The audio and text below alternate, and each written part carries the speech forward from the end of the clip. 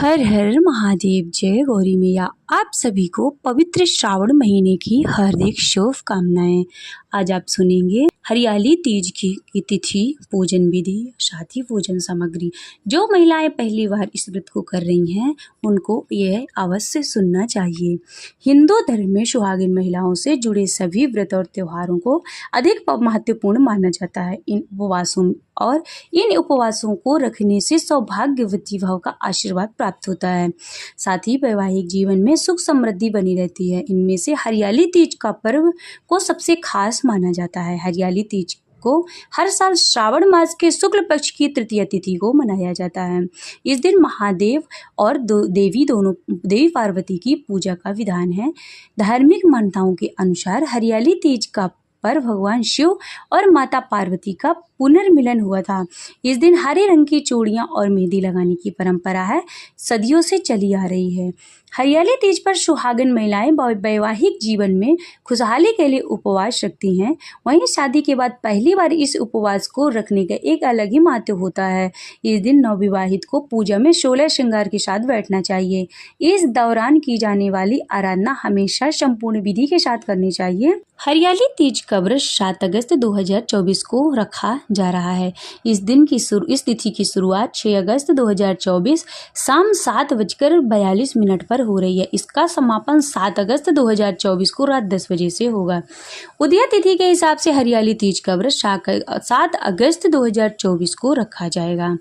शादी के बाद यदि आपकी पहली हरियाली तीज है तो इस दिन सुबह उठकर स्नान करें और फिर साफ वस्त्रों को धारण करें। इस दौरान पूजा से पहले 16 श्रृंगार से अपने आप को तैयार कर लें।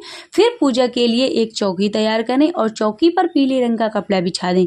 इस पर भगवान शिव और माता पार्वती की प्रतिमा स्थापित करें। इसके बाद भगवान को नए वस्त्र पहनाएं और धीरे धीरे पूजन की सभी सामग्रियों को भगवान शिव और माता पार्वती को अर्पित करते रहें। फिर तीज व्रत की कथा सुनें और आरती करें। आरती के बाद खुशहाल जीवन की कामना करते हुए भगवान शिव और माता पार्वती से आशीर्वाद प्रदान करें। पहली बार आप हरियाली तीज के व्रत की पूजा के लिए कुछ खास सामग्रियां हैं जो शामिल आपको अवश्य करना चाहिए। इसमें से है समी के पत्ते, जनेऊ, जटा वाला नारियल, चावल, दूर्वा जिसे घास कहते हैं, घी, कपूर, अबीर, गुलाल, श्रीफल, चंदन, गाय का दूध, गंगा जल, दही और मिश्री को शामिल करें।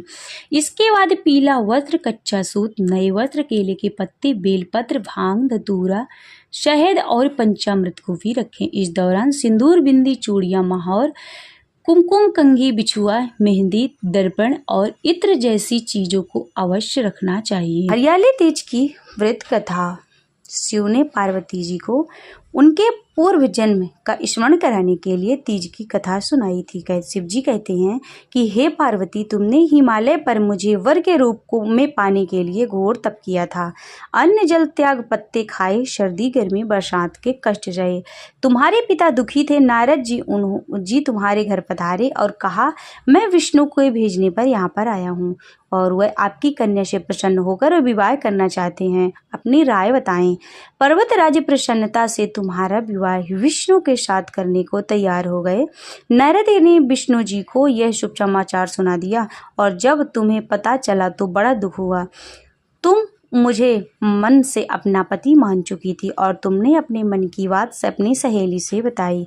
सहेली ने तुम्हें एक ऐसे घने वन में छुपा दिया जहां तुम्हारे पिता नहीं पहुंच सकते थे। वहां तुम तप करने लगे। तुम्हारे लुप्त होने से पिता चिंतित होकर सोचने लगे कि यदि इस बीच विष्णु जी बारात लेकर आए तो क्या होगा।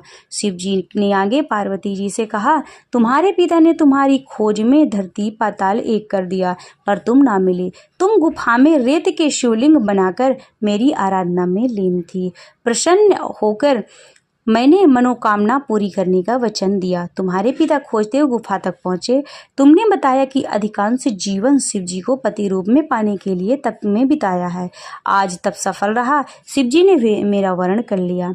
मैं आपके साथ एक ही शर्त पर चलूंगी, यदि आप मेरे विवाह शिव जी के साथ करने को राजी हों। पर्वतराज मान गए और बाद में विधि विधान के साथ हमारा विवाह किया।